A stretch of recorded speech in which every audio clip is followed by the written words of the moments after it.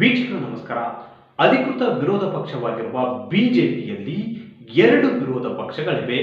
ಒಂದು ಆಡಳಿತಾರೂಢ ಸರ್ಕಾರ ದಾರಿ ತಪ್ಪಿದಾಗ ಮತ್ತು ಅದರ ತಪ್ಪಿದ ಲೆಕ್ಕಾಚಾರ ಮತ್ತು ತಪ್ಪಿದ ನೀತಿ ನಿಯಮಗಳನ್ನು ವಿರೋಧಿಸುವ ಮತ್ತು ಆಡಳಿತಾರೂಢ ಸರ್ಕಾರವನ್ನು ಸರಿದಾರಿಗೆ ತರುವ ಪ್ರಯತ್ನವನ್ನು ರಾಜ್ಯಾಧ್ಯಕ್ಷರಾಗಿರ್ತಕ್ಕಂಥ BY ವಿಜಯೇಂದ್ರ ನೇತೃತ್ವದ ಬಿಜೆಪಿ ಆ ಕೆಲಸವನ್ನು ಮಾಡುತ್ತಿದೆ.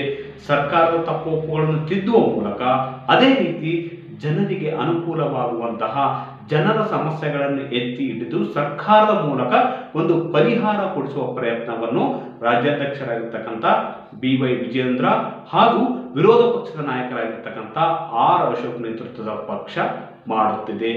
ಆದರೆ ಇದಕ್ಕೆ ತದ್ವಿರುದ್ಧವಾಗಿ ಬಿಜೆಪಿಯಲ್ಲಿ ಇರತಕ್ಕಂಥ ವಿರೋಧ ಪಕ್ಷವಾಗಿರ್ತಕ್ಕಂಥ ಬಿಜೆಪಿಯಲ್ಲಿ ಇರತಕ್ಕಂಥ ಮತ್ತೊಂದು ಬಣ ಬಿಜೆಪಿಗೆ ವಿರೋಧವಾಗಿ ಬಿಜೆಪಿಯ ವಿರೋಧ ಪಕ್ಷವಾಗಿ ಕೆಲಸ ಮಾಡುತ್ತಿದೆಯಾ ಎಂಬ ಅನುಮಾನ ಕುತೂಹಲ ಕೂಡ ರಾಜ್ಯದ ಜನರನ್ನು ಕಾಡ್ತಿದೆ.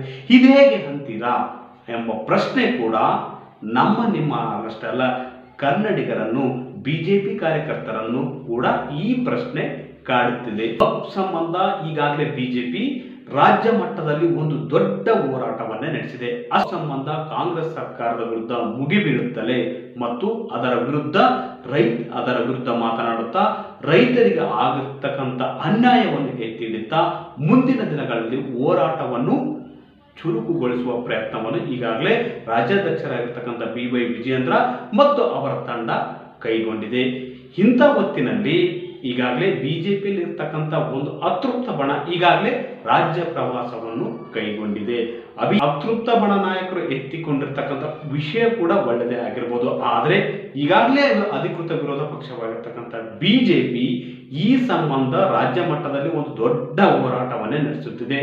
ಆದರೆ ರಾಜ್ಯಾಧ್ಯಕ್ಷರಾಗಿರ್ತಕ್ಕಂಥ BY ವಿಜಯೇಂದ್ರ ನಾಯಕತ್ವವನ್ನು ಒಪ್ಪಿಕೊಳ್ಳದ ಕೆಲ ನಾಯಕರು ಈಗ ಬೀದರ್, ಗುಲ್ಬರ್ಗ ಮತ್ತಿತರ ಕಡೆ ವಕ್ಫ್ ವಿರುದ್ಧ ಧ್ವನಿ ಎತ್ತುವ ಮೂಲಕ ಅದೇ ರೀತಿ ರಾಜ್ಯಾಧ್ಯಕ್ಷರಾಗಿರ್ತಕ್ಕಂಥ BY ವಿಜಯೇಂದ್ರ ಅವರ ವಿರುದ್ಧ ಧ್ವನಿ ಎತ್ತುವ ಮೂಲಕ ಎಲ್ಲೋ ಒಂದು ಕಡೆ ಕಾಂಗ್ರೆಸ್ಗೆ, ಆಡಳಿತಾರೂಢ ಕಾಂಗ್ರೆಸ್ಗೆ ಅನುಕೂಲಕರವಾದ ಒಂದು ವಾತಾವರಣವನ್ನು ನಿರ್ಮಿಸಿಕೊಡುತ್ತಿದ್ದಾರೆ ಎಂಬ ಮಾತುಗಳು ಕೂಡ ಕೇಳಿ ಬರ್ತಿದೆ. ಯಾಕಂದ್ರೆ ದಿನ ಬೆಳಗಾದರೂ ಕೂಡ ರಾಜ್ಯಾಧ್ಯಕ್ಷರ ವಿರುದ್ಧ ಮಾತನಾಡುವುದು ಮತ್ತು ಅವರ ಕುಟುಂಬದ ವಿರುದ್ಧ ಮಾತನಾಡುವ ಮೂಲಕ ಎಲ್ಲೋ ಒಂದು ಕಡೆ ಬಿಜೆಪಿಯಲ್ಲಿ ಎಲ್ಲ ಸರಿಯಿಲ್ಲ, ಬಿಜೆಪಿಯಲ್ಲಿ ಹಲವು ಗುಂಪುಗಳಾಗಿ ಮಾರ್ಪಟ್ಟಿವೆ ಎಂಬ ಅಸ್ತ್ರವನ್ನು ಆಡಳಿತಾರೂಢ ಕಾಂಗ್ರೆಸ್ಗೆ ಕೊಟ್ಟಂತಾಗಿದೆ.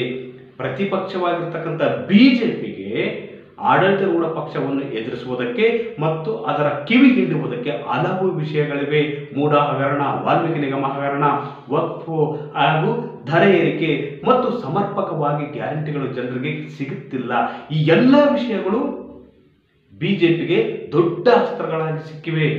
ಇಂಥ ಹೊತ್ತಿನಲ್ಲಿ ಬಿಜೆಪಿಯಲ್ಲಿನ ಮತ್ತೊಂದು ಬಣ ರಾಜ್ಯ ನಾಯಕರ ವಿರುದ್ಧ, ರಾಜ್ಯಾಧ್ಯಕ್ಷರ ವಿರುದ್ಧ ಮಾತನಾಡುವ ಮೂಲಕ ಕಾಂಗ್ರೆಸ್ಗೆ ಅನುಕೂಲಕರವಾದ ವಾತಾವರಣವನ್ನು ನಿರ್ಮಾಣ ಮಾಡಿಬಿಡುವಲ್ಲಿ ಎಲ್ಲೋ ಒಂದು ಕಡೆ ಅವರ ಪಾತ್ರ ಕೂಡ ಇದೆ ಎಂಬ ಮಾತುಗಳು ಕೂಡ ರಾಜ್ಯದ ಜನರು ಮಾತನಾಡಿಕೊಳ್ತಿದ್ದಾರೆ. ಯಾಕಂದ್ರೆ ಇದಕ್ಕೆ ಇನ್ನೊಂದು ಉದಾಹರಣೆ ಏನಪ್ಪಾ ಅಂದ್ರೆ, ಬಸವರಾಜ ಬೊಮ್ಮಾಯಿ ಕಾಲದಲ್ಲಿ ಕೂಡ ಹೀಗೆ ಆಗ್ತಿತ್ತು. ಯಾಕಂದ್ರೆ ಅಲ್ಲಿ ಪಂಚಮಸಾಲಿ ಸಮುದಾಯದ 2A ಮೀಸಲಾತಿ ನೀಡಬೇಕಂತ ಅವತ್ತು ದೊಡ್ಡ ಮಟ್ಟದ ಚಳವಳಿ ನಡೆದಿತ್ತು.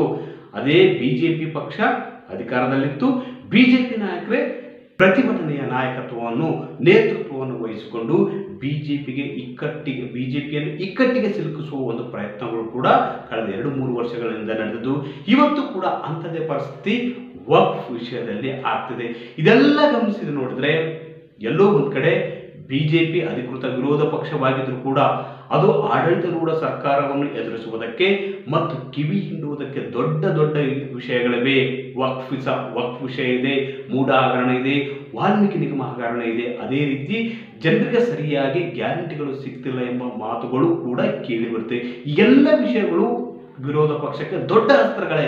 ಆದರೆ ಬಿಜೆಪಿಯಲ್ಲಿನ ಒಗ್ಗಟ್ಟಿನ ಕೊರತೆ, ಹೀಗಾಗಿ ಎಲ್ಲೋ ಒಂದು ಕಡೆ ಆಡಳಿತಾರೂಢ ಪಕ್ಷ ಕೂಡ ಬಿಜೆಪಿ ಮೇಲೆ ಸವಾರಿ ಮಾಡಬಹುದಾದಂತ ಒಂದು ಪರಿಸ್ಥಿತಿ ಸನ್ನಿವೇಶ ನಿರ್ಮಾಣವಾಗಿದೆ ಅಂದರೂ ಕೂಡ ತಪ್ಪಿಲ್ಲ.